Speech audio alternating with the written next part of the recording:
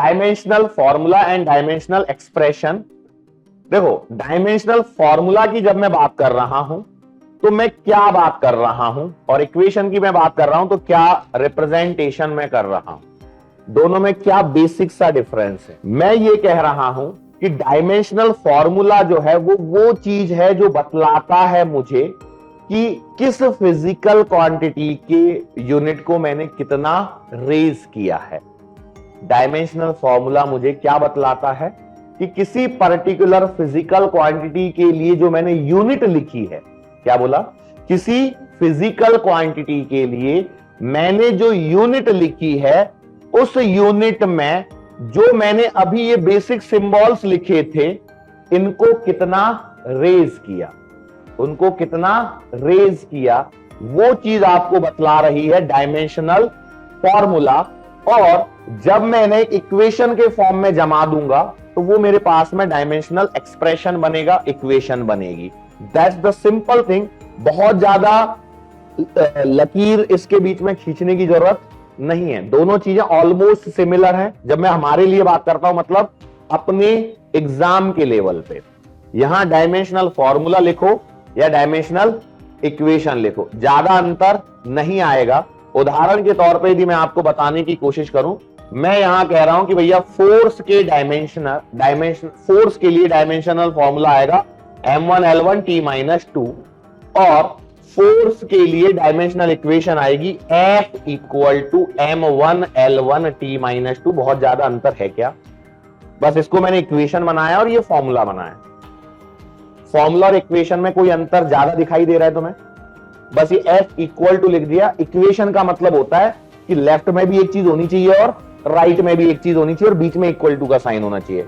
और जब मैं फॉर्मूले की बात कर रहा हूं तब हम सिंपल इस पर फोकस कर रहे हैं, तो इसमें घबराने की जरूरत नहीं है। तो डायमेंशनल फॉर्मूला और डायमेंशन इक्वेशन क्या है कि जब हम पर्टिकुलरली बात कर रहे हैं, मैंने क्या बोला, फॉर्मूले के अंदर में हम क्या बोल रहे हैं कि जो हमने अभी सिंबल्स यूज किए थे, कौन से, एम, एल, टी, थीटा या के और ए, उसको कितना रेज कर रहे हैं उस पर्टिकुलर फिजिकल क्वांटिटी को रिप्रेजेंट करने के लिए, वो सिंपल आपका डायमेंशनल फॉर्मूला बन रहा है। और जब मैं इक्वेशन की बात कर रहा हूं तो इक्वेशन में क्या होता है, उस फॉर्मूले को मैं इक्वेट कर रहा हूं किसके साथ में, फिजिकल क्वांटिटी के साथ में। That's the only difference. Units और डायमेंशंस के रिगार्डिंग कुछ पॉइंट्स जो इंपॉर्टेंट पॉइंट्स हैं हमें डिस्कस करने हैं, और कुछ इंपॉर्टेंट पॉइंट है इसका मतलब हमें याद रखने हैं। थियोरेटिकल जो सवाल बनेंगे, कौन से, थियोरेटिकल या कॉन्सेप्चुअल सवाल बनेंगे,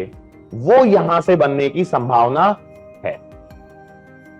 अब क्या सवाल हैं क्या नहीं है उन पे हम चर्चा करेंगे। देखो, क्या हर फिजिकल क्वांटिटी के लिए यूनिट होती है? क्वेश्चन है, every physical quantity must have unit. ये स्टेटमेंट सही है या गलत है? सही है, गलत है? कितने लोगों को लगता है गलत है? कितने लोगों को लगता है सही है? और जो जिन्हों के हाथ खड़े नहीं हुए तो उनको क्या लगता है?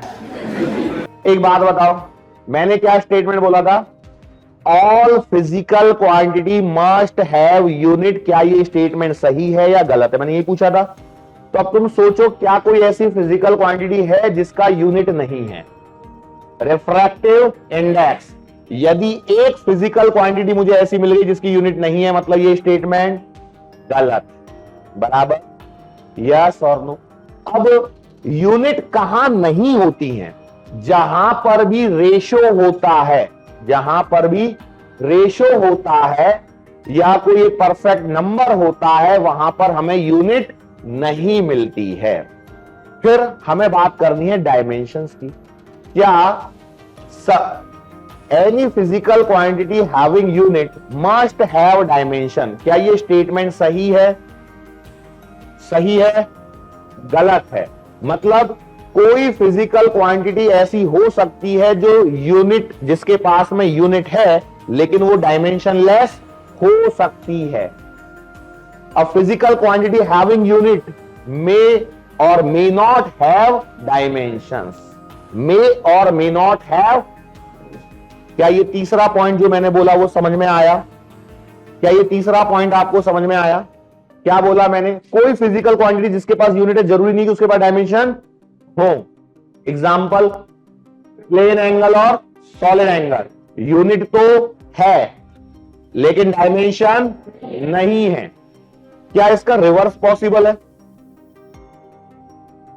कि एक फिजिकल क्वांटिटी है जो डायमेंशन लेस है, तो क्या उसके पास यूनिट होगी या नहीं होगी? देखो हम फिर से करते हैं। मैंने बोला कि यूनिट है तो डायमेंशंस मे और मे नॉट, डायमेंशन मे और मे नॉट। अब मैंने बोला कोई फिजिकल क्वांटिटी जिसके पास यूनिट नहीं है, तो अब बताओ डायमेंशंस होंगे या नहीं होंगे, मे और मे नॉट, या क्या होगा? यदि कोई फिजिकल क्वांटिटी यूनिट लेस है तो वो डायमेंशन लेस होगी। यूनिट लेस है तो डायमेंशन लेस। क्यों ऐसा हो रहा है? क्योंकि यदि यूनिट लेस है इसका मतलब वो क्या है? एक नंबर है। क्या है? एक नंबर है। एक और चीज, फिजिकल क्वांटिटी जहां पर वेरिएबल्स की हम बात कर सकते हैं, मतलब क्या डायमेंशंस वेरिएबल और कांस्टेंट दोनों साइड में चल सकते हैं? शायद तुम्हें पॉइंट नहीं समझ में आया। मैं ये कहने की कोशिश कर रहा हूं, जैसे उदाहरण के तौर पे हमारा एंगल है ना? क्या है? एंगल है। एंगल की यूनिट क्या है? एंगल की यूनिट क्या है? रेडियन, बराबर। तो क्या रेडियन एक वेरिएबल यूनिट है?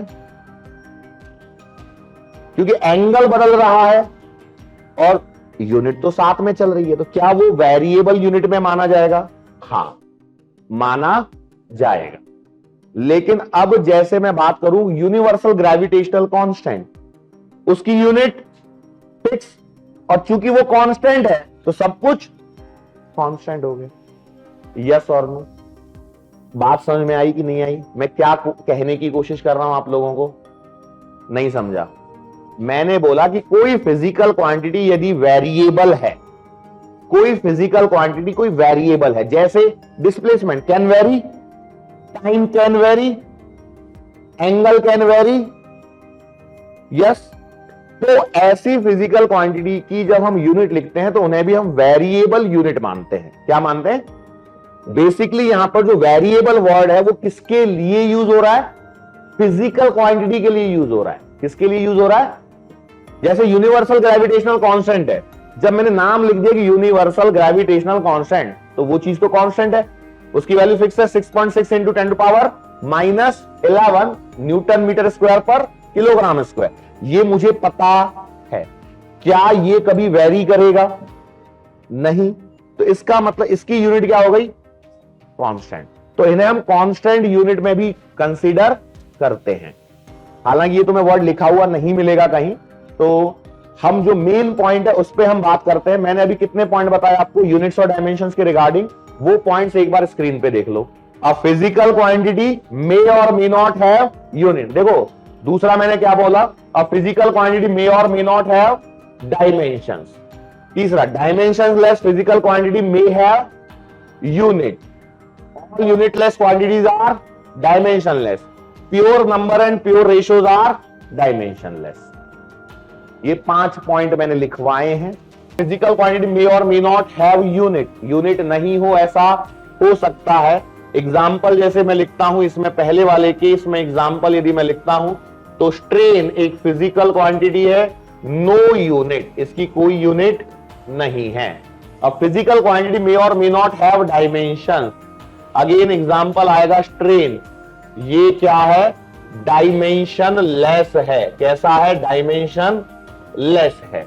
Dimensionless physical quantity may have unit, इसका एग्जाम्पल आएगा plane angle and solid angle. Example साथ में लिखते हुए चलना बेटा, है ना? Plane angle and solid angle, unit तो है पर डायमेंशन नहीं है। All unitless quantities are dimensionless, में लिखने की जरूरत नहीं और 5वें में लिखने की जरूरत नहीं है। पहले 3 के एग्जाम्पल जरूर लिखना। क्या क्या लिखवाया मैंने? पहले में अ फिजिकल क्वांटिटी मे और मे नॉट हैव यूनिट, मतलब यूनिटलेस फिजिकल क्वांटिटी पॉसिबल है। एग्जाम्पल के तौर पे मैंने क्या नाम लिखा? स्ट्रेन। क्या नाम लिखा? स्ट्रेन। आगे बढ़ते हैं। अ फिजिकल क्वांटिटी मे और मे नॉट हैव डायमेंशन, मतलब कोई फिजिकल क्वांटिटी ऐसी हो सकती है जिसके पास डायमेंशन हो, और कोई ऐसी भी हो सकती है जिसके पास डायमेंशन ना हो। ना हो मतलब डायमेंशन लेस, और डायमेंशन लेस के एग्जाम्पल याद करने हैं।